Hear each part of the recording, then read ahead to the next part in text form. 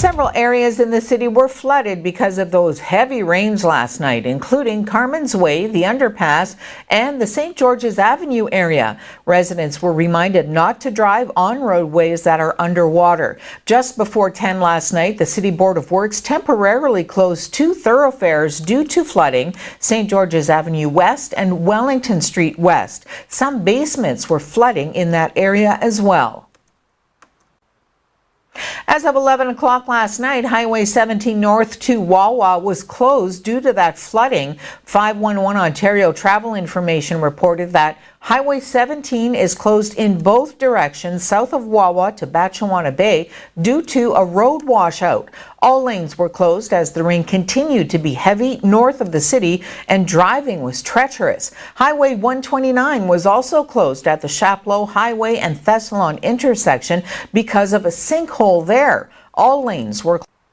A man and a woman from Sault Ste. Marie have been convicted following an investigation into the treatment of a dog in their care. Kevin and Robin Hanka, both 28 years old, were convicted October 3rd in a Sault Ste. Marie Provincial Offences Court to 1 count each of permitting a dog to be in distress and failing to provide adequate and appropriate medical attention.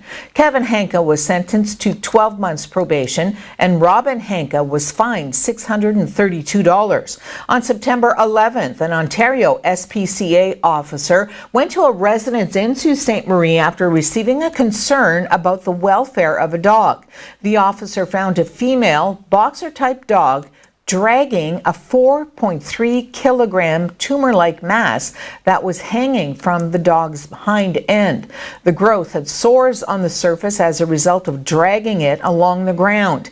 In addition, the veterinarian noted the dog's overall body condition was poor and she was suffering from dermatitis and ear infections. The mass was subsequently removed during surgery and the dog recovered from her various health conditions.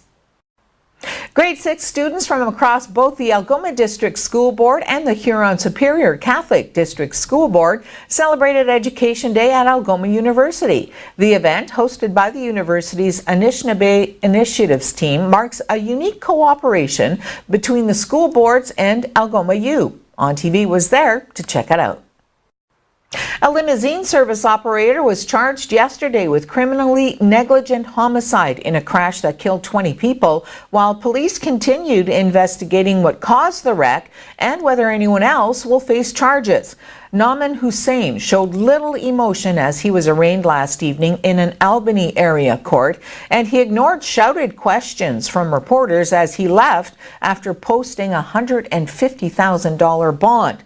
A judge had entered a not guilty plea for him. Earlier, his lawyer said that Hussain wasn't guilty and that police were rushing to judgment in investigating Saturday's stretch limo wreck. But State Police Superintendent George Beach said Hussain hired a driver who shouldn't have been behind the wheel of such a car, and the vehicle shouldn't have been driven after state inspectors deemed it unserviceable last month.